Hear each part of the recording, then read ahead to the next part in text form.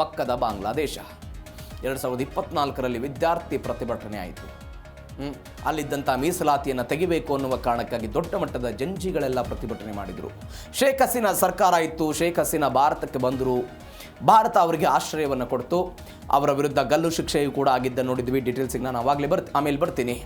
ಗಲ್ಲು ಶಿಕ್ಷೆ ಆಗಿದೆ, ಎಲ್ಲವೂ ಕೂಡ ಆಗಿದೆ. ಇಲ್ಲಿಗ ಅಲ್ಲಿ ಒಂದು ಮಧ್ಯಂತರ ಸರ್ಕಾರ ಬಂತು. ಮಧ್ಯಂತರ ಸರ್ಕಾರ ಹೋಗಿ ಇದೀಗ ಮತ್ತೊಂದು ಹೊಸ ಸರ್ಕಾರ ಬಂದಿದೆ. ಎಲ್ಲದರ ಹೊರತಾಗಿ ಶೇಖ್ ಹಸೀನಾ ಇದೀಗ ಮಾತನಾಡಿದ್ದಾರೆ. ಇವತ್ತು ಒಂದು ವರ್ಚುವಲ್ ಆಗಿ ಕೇವಲ ಆಡಿಯೋ ಮುಖಾಂತರ ಮಾತನಾಡೋ ಪ್ರಯತ್ನವನ್ನು ಮಾಡಿದರು. ಡಿಸೆಂಬರ್ ತಿಂಗಳಲ್ಲಿ ನಾನು ಬಾಂಗ್ಲಾದೇಶಕ್ಕೆ ಹೋಗ್ತೀನಿ ಅನ್ನುವಂತಹ ಒಂದು ಮಾತುಕತೆಗಳನ್ನು ಅವರು ನಡೆಸಿದ್ದಾರೆ. ಇವೆಲ್ಲದರ ಜೊತೆಗೆ ಈ ಹಿಂದೆ ಆದಂತಹ ಪ್ರತಿಭಟನೆ ಹಿಂದೆ ಒಂದು ಕುಮ್ಮಕ್ಕಿತ್ತು, ಒಂದು ಪಿತೂರಿ ಇತ್ತು ಅಂತ ಶೇಖ್ ಹಸೀನಾ ಇದು ಮೊದಲ ಬಾರಿಯಲ್ಲ, ಈ ಹಿಂದೆಯೂ ಕೂಡ ಅನೇಕ ಬಾರಿ ಮಾತನಾಡಿದ್ರು. ಒನ್ಸ್ ಅಗೇನ್ ಅದನ್ನು ಪುನರಪಿ ಹೇಳೋ ಪ್ರಯತ್ನವನ್ನು ಮಾಡಿದ್ದಾರೆ. ಏನೇನು ಹೇಳಿದರು ಶೇಖ್ ಹಸೀನಾ, ಏನೇನಾಗಿತ್ತು ಬಾಂಗ್ಲಾದಲ್ಲಿ, ಡೀಟೇಲ್ಸ್ ನೋಡ್ತಾ ಹೋಗೋಣ. ಬಾಂಗ್ಲಾಗೆ ಹೋಗಲು ಶೇಖ್ ಹಸೀನಾ ರೆಡಿ. ಬಾಂಗ್ಲಾದೇಶಕ್ಕೆ ಹೋಗೋದಕ್ಕೆ ಶೇಖ್ ಹಸೀನಾ ಇದೀಗ ರೆಡಿ ಆಗಿರೋದು. ಪದಚ್ಯುತಿಯಾದ 2 ವರ್ಷದ ಬಳಿಕ ಭಾರತದಿಂದ ಜಾಗತಿಕ ಮಾಧ್ಯಮಗಳೊಂದಿಗೆ ವರ್ಚುವಲ್ ಆಗಿ ಮಾತನಾಡಿದರು. ಮುಂಬರುವ ಡಿಸೆಂಬರ್ ತಿಂಗಳ ವಿಜಯದ ತಿಂಗಳು ಅಂತೆಲ್ಲ ಹೇಳಿದರು. ಅಂದೇ ಬಾಂಗ್ಲಾದೇಶಕ್ಕೆ ನಾನೆಲ್ಲ ವಾಪಸ್ ಹೋಗ್ತೀನಿ ಅಂತ ಹೇಳಿದರು. ದೇಶಕ್ಕೆ ಮರಳಿದ ಬಳಿಕ ತಮ್ಮನ್ನು ಬಂಧಿಸಬಹುದು, ಹತ್ಯೆ ಮಾಡಬಹುದು ಅಂತ ಅವರು ಹೇಳಿಕೆ ಕೊಡೋ ಪ್ರಯತ್ನವನ್ನು ಮಾಡಿದ್ದಾರೆ. ಈ ನೋಡಿ, ಶೇಖ್ ಹಸೀನಾ ಮುಜಿಬುರ್ ರೆಹಮಾನ್ ಅವರ ಮಗಳು. ಇವ್ರ ಕುಟುಂಬವನ್ನು ನಾಶ ಮಾಡಿಬಿಡ್ತಾರೆ. ಸೇನಾ ದಾಳಿ ಆಗುತ್ತೆ. ಸೇನಾ ದಾಳಿ ಆದ ನಂತರ ಇವರನ್ನು ಮುಗಿಸಿದ್ರು. ಇವರು ಬೇರೆ ಬೇರೆ ದೇಶದಲ್ಲಿದ್ದರು, ಇವ್ರ ತಂಗಿ.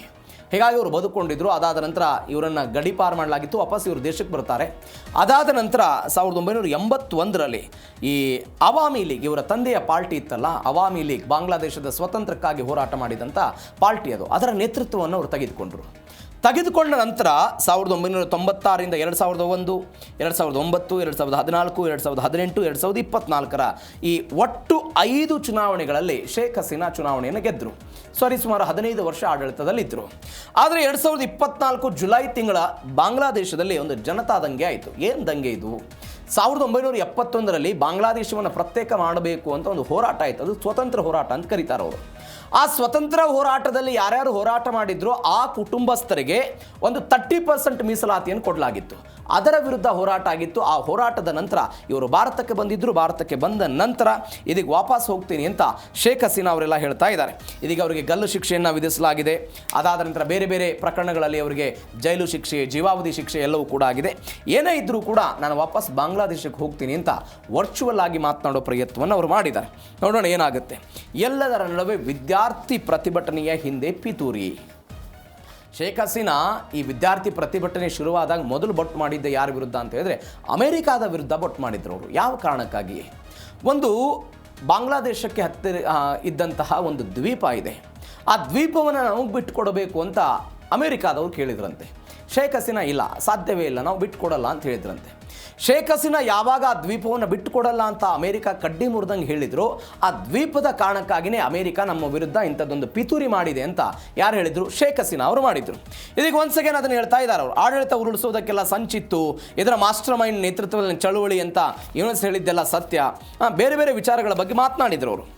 ಸೇನಾ ನೆಲೆಗೆ ಒತ್ತಾಯ. ಸೆಂಟ್ ಮಾರ್ಟಿನ್ಸ್ ಐಲ್ಯಾಂಡ್ ದ್ವೀಪವನ್ನು ಬಿಟ್ಕೊಡೋದಕ್ಕೆಲ್ಲ ಕೇಳಿದ್ರು, ನಾವೆಲ್ಲ ಬಿಟ್ಕೊಳ್ಳಿಲ್ಲ. ಹೊಸ ದೇಶದ ಸೃಷ್ಟಿ, ಈಸ್ಟ್ ಟಿಮೋರಿ ಮಾದರಿಯ ಪಿತೂರಿ ಅಂತ ಒಂದು ಕ್ರಿಶ್ಚಿಯನ್ ರಾಷ್ಟ್ರವನ್ನು ಮಾಡಬೇಕು ಅಂತೆಲ್ಲ ಪ್ರಯತ್ನವನ್ನು ಪಟ್ಟಿದ್ರು, ಅದು ಕೂಡ ಆಗಲಿಲ್ಲ. ರೆಜ್ಮಿ ಚೇಂಜ್ ಮಾಡುವಂಥ ಒಂದು ಟೂಲ್ ಕಿಟ್ಟನ್ನು ಇಟ್ಕೊಂಡ್ರು. ವಿದ್ಯಾರ್ಥಿ ಹೋರಾಟದ ಹೈಜಾಕ್ ಮಾಡಿದರು. ಮೊದಲು ಎಲ್ಲೋ ಈ ಮೀಸಲಾತಿ ವಿಚಾರಕ್ಕೆ ಸಂಬಂಧಪಟ್ಟಂತೆ ಪ್ರತಿಭಟನೆ ಶುರುವಾಯಿತು. ಅದಾದ ನಂತರ ನಿರುದ್ಯೋಗದ ವಿಚಾರಕ್ಕೆ ಸಂಬಂಧಪಟ್ಟಂತೆ ಶುರುವಾಯಿತು. ವಿದೇಶಿ ಹಣ, ತಂತ್ರಜ್ಞಾನದ ನೆರವು ಪಡೆದ್ರು, ಟೋಲ್ ಕಿಟ್ ಎಲ್ಲ ಆಗಿಬಿಡ್ತದು. ಆ ಮುಖಾಂತರ ಹಿಂಸಾತ್ಮಕ ಆಡಳಿತಕ್ಕೆಲ್ಲ ಪರಿಣಾಮ ಆಗಿಬಿಡ್ತು ಅಂತೆಲ್ಲ ಹೇಳಿದ್ದಾರೆ. ಅದಾದ ನಂತರ ಈ ಮತ್ತೊಂದು ಏನು ಹೇಳ್ತಿದ್ದಾರೆ ಅಂತ ಹೇಳಿದ್ರೆ ಇವರು ಮೊಹಮ್ಮದ್ ಯೂನಿಸ್ ಇವರ ಮಧ್ಯಂತರ ಸರ್ಕಾರ ಬಂತಲ್ಲ, ಒಂದು ಸುಗ್ರೀವಾಜ್ಞೆ ತರ್ತಾರೆ ಅವರು. ಜುಲೈ ಸಾಮೂಹಿಕ ದಂಗೆ ರಕ್ಷಣೆ ಮತ್ತು ಉತ್ತರದಾಯಿತ್ವ ಸುಗ್ರೀವಾಜ್ಞೆ ಇದು. ನೀವೇನು ನೋಡ್ತಾ ಇದ್ದೀರಿ? ಮಧ್ಯಂತರ ಸರ್ಕಾರ ಠಾಣೆಗಳಿಗೆ ಬೆಂಕಿ ಹಚ್ಚಿ ಅಧಿಕಾರಿಗಳನ್ನು ಸುಟ್ಟವರಿಗೆ ರಕ್ಷಣೆ ಕೊಡ್ತು ಅಂತ ನೀವೇನು ನೋಡ್ತಿದ್ರೆ ಒಂದು ಸುಗ್ರೀವಾಜ್ಞೆ ತಂದರು.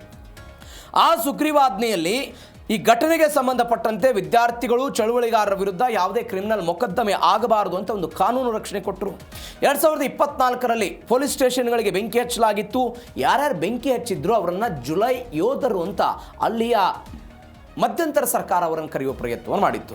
ಈ ಕಾರಣಕ್ಕಾಗಿ ಹಸೀನಾ ಅವರು ಅದನ್ನು ಪುನರಪಿ ಹೇಳಿಕೆ ಕೊಡೋ ಪ್ರಯತ್ನವನ್ನು ಮಾಡಿದ್ದಾರೆ. ಅಂದರೆ ಯಾರ್ಯಾರು ಬೆಂಕಿ ಹಚ್ಚಿದ್ರು, ಯಾರ್ಯಾರು ಅರಾಜಕತೆ ಸೃಷ್ಟಿ ಮಾಡಿದ್ರು ಅವರನ್ನು ರಕ್ಷಣೆ ಮಾಡೋ ಪ್ರಯತ್ನವನ್ನು ಮಧ್ಯಂತರ ಸರ್ಕಾರ ಮಾಡಿತ್ತು ಅಂತ ಹೇಳ್ತಾ ಇದ್ದಾರೆ. ಬಾಂಗ್ಲಾ ಸರ್ಕಾರ ಇದೀಗ ಆಕ್ರೋಶವನ್ನು ಹೊರಹಾಕಿದೆ. ಮೊದಲು ಭಾರತ ಇವರಿಗೆ ಇರೋದಕ್ಕೆ ಆಶ್ರಯವನ್ನು ಕೊಟ್ಟಿದ್ದಕ್ಕೆ ಬಾಂಗ್ಲಾದ ವಿರೋಧ ಇತ್ತು. ಬೇರೆ ಬೇರೆ ಒಪ್ಪಂದದ ವಿಚಾರಕ್ಕೆ ಸಂಬಂಧಪಟ್ಟ ಹಿಂದೆ ಬಾಂಗ್ಲಾ ಮತ್ತು ಭಾರತದ ನಡುವೆ ಆದಂಥ ಒಪ್ಪಂದದ ಭಾಗವಾಗಿ ಎಲ್ಲ ಬಿಟ್ಟುಕೊಡಬೇಕು ಅಂತ. ಇದೀಗ ಸಾರ್ವಭೌಮತ್ವಕ್ಕೆ ಹುತಾತ್ಮರಿಗೆ ಮಾಡಿದಂತಹ ಅವಮಾನ ಇದು ಅಂತ ಹಸೀನಾರಿಗೆ ಭಾರತ ಸಾರ್ವಜನಿಕ ಸಂವಾದಕ್ಕೆ ಅನುಮತಿ ಕೊಟ್ಟಿದ್ದಕ್ಕೆ ಬಾಂಗ್ಲಾ ಸರ್ಕಾರ ಎಲ್ಲ ಆಕ್ರೋಶವನ್ನು ಒಂದು ವಿಷಾದ ವ್ಯಕ್ತಪಡಿಸಿದೆ. ಮಾಧ್ಯಮಗಳ ಮುಂದೆ ದೇಶದ ವಿರುದ್ಧ ವಿಷಪೂರಿತ ಹೇಳಿಕೆ ಕೊಡೋದಕ್ಕೆ ವೇದಿಕೆ ಅಂತ ಬಾಂಗ್ಲಾ ಎಲ್ಲ ಹೇಳಿದೆ. 2013ರಲ್ಲಿ ಭಾರತ ಮತ್ತು ಬಾಂಗ್ಲಾದೇಶದ ನಡುವೆ ಒಂದು ಒಪ್ಪಂದ ಆಗುತ್ತೆ. ಶೇಖ್ ಹಸೀನಾ ಅವರನ್ನು ಕಾನೂನು ಪ್ರಕ್ರಿಯೆಗೆ ಒಳಪಡಿಸಬೇಕು, ಬಾಂಗ್ಲಾಗೆ ಹಸ್ತಾಂತರ ಮಾಡಬೇಕು ಅಂತ ಅನೇಕ ಬಾರಿ ಅವರೆಲ್ಲ ಮನವಿ ಮಾಡಿದ್ರು. ಆದರೆ ಭಾರತ ಸರ್ಕಾರ ಈ ತನಕ ಅದ್ರ ಬಗ್ಗೆ ಏನೂ ಮಾತುಕತೆ ನಡೆಸಿರಲಿಲ್ಲ.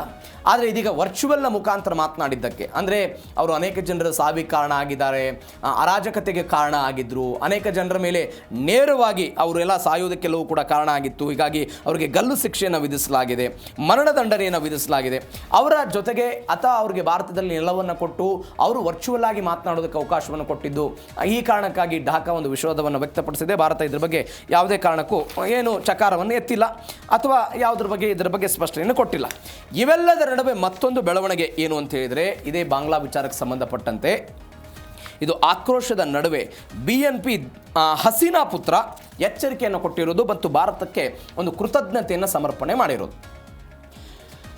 ಹಸೀನಾ ಅವರ ಪುತ್ರ ಒಂದು ಕೃತಜ್ಞತೆಯನ್ನು ಸಲ್ಲಿಕೆ ಮಾಡಿದರು. ಏನಂತ, ಬಾಂಗ್ಲಾದಲ್ಲಿ ಪರಿಸ್ಥಿತಿ ಹಿಂಗೆ ಮುಂದುವರೆದು ಬಿಟ್ಟರೆ ಭಯೋತ್ಪಾದಕ ಕೇಂದ್ರ ಆಗಿಬಿಡುತ್ತೆ. ISIS ಉಗ್ರರು ಇದ್ರಲ್ಲ, ಆ ರೀತಿಯಾಗಿ ಒಂದು ಕೇಂದ್ರ ಮಾರ್ಪಡುವಂಥ ಹಂತಕ್ಕೆ ಹೋಗ್ಬಿಡುತ್ತೆ ಬಾಂಗ್ಲಾದೇಶ ಅಂತ ಬಾಂಗ್ಲಾದ ವಿರುದ್ಧ ಎಲ್ಲ ಕಿಡಿಕಾರಿದ್ರು.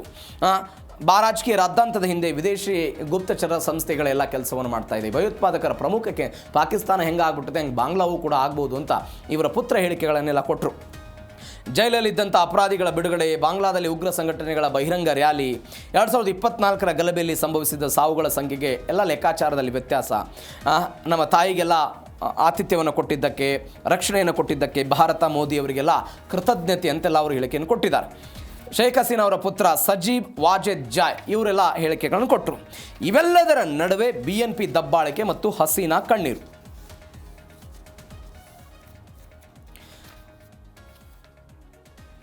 ಇದರ ಜೊತೆಗೆ ಬಾಂಗ್ಲಾದಲ್ಲಿ ಒಂದು ಬೆಳವಣಿಗೆ ಆಗಿದೆ. ಶಕೀಬ್ ಅಲ್ ಹಸನ್ ಅವರ ಮನೆ ಧ್ವಂಸ ಆಗಿದೆ. ಇದು ಪುತ್ರನ ಎಚ್ಚರಿಕೆ. ಶಕೀಬ್ ಅಲ್ ಹಸನ್ ಕ್ರಿಕೆಟರ್ ಈತ, ಯಾಕೆ ದಾಳಿ ಆಯಿತು ಅಂತ ಕ್ವಿಕ್ ಆಗಿ ನೋಡ್ಬಿಡೋಣ. ಸಂಸದವು ಕೂಡ ಹೌದು, ಅವಾಮಿ ಲೀಗ್ನ ಮಾಜಿ ಸಂಸದ ಈತ. ಈ ವ್ಯಕ್ತಿ ಈ ವರ್ಚುವಲ್ ಸಭೆ ಆಯ್ತಲ್ಲ ಅಥವಾ ಏನು ಮಾತುಕತೆ ಆಯ್ತಲ್ಲ ಅದರಲ್ಲಿ ಈ ವ್ಯಕ್ತಿ ಭಾಗವಹಿಸಿದ್ರು ಅನ್ನುವ ಕಾರಣಕ್ಕಾಗಿ ಮಾಗುರಾ ಪಟ್ಟಣದ ಕೇಶವ್ ಮೋರ್ನಲ್ಲಿ ಅಂತ ಶಕೀಬ್ ನಿವಾಸದ ಮೇಲೆಲ್ಲ ದಾಳಿಯಾಗಿದೆ, ಸಂಪೂರ್ಣವಾಗಿ ಭಸ್ಮ ಆಗಿದೆ ಅನ್ನುವಂಥ ಡೀಟೇಲ್ಸ್ ಬರ್ತಾ ಇದೆ. ಅಂದರೆ ಇವರ ಪಾರ್ಟಿಯಿಂದ ಇವರೆಲ್ಲ ಗೆದ್ದಿದ್ದರ ಕಾರಣಕ್ಕಾಗಿ ಅವ್ರ ಮೇಲೆ ದಾಳಿಯನ್ನು ಮಾಡಿದ್ದಾರೆ. ಪೆಟ್ರೋಲ್ ಬಾಂಬ್ ದಾಳಿ ಆಗಿದೆ ಅಂತ ರಾತ್ರಿ ಯಾರೋ ಬಂದ್ರಂತೆ ಅಪರಿಚಿತರೆಲ್ಲ. ಮಗುರಾ 1 ಕ್ಷೇತ್ರದಿಂದ ಇವರು MP ಆಗಿದ್ದರಲ್ಲಿ, ಹೀಗಾಗಿ ರಾಜಕೀಯ ಒಡನಾಟ ಇವ್ರ ಜೊತೆಗಿದ್ದಕ್ಕಾಗಿ ದಾಳಿಯ ಕಾರಣ ಅಂತೆಲ್ಲ ಪಕ್ಷ ಆರೋಪ ಮಾಡಿದೆ. ಕಿಟಕಿಗಳನ್ನು ಧ್ವಂಸಗೊಳಿಸಿದ್ದಾರೆ, ಮನೆ ಗೇಟ್ ಕಿತ್ತಿದ್ದಾರೆ, ಮನೆ ಮೇಲೆ ಮಹಡಿಗೆ ಪೆಟ್ರೋಲ್ ಬಾಂಬ್ ಹಾಕಿದ್ದಾರೆ, ಬೆಂಕಿ ಹಚ್ಚೋದಕ್ಕೆಲ್ಲ ಯತ್ನಿಸಿದ್ದಾರೆ. ಮನೆಯಲ್ಲಿ ಯಾರೂ ಇರಲಿಲ್ವಂತೆ, ಹೀಗಾಗಿ ಎಲ್ಲ ಪ್ರಾಣಾಪಾಯದಿಂದ ಪಾರಾಗಿದ್ದಾರೆ, ಗಾಯಾಳುಗಳೆಲ್ಲ ಸಂಭವಿಸಿಲ್ಲ.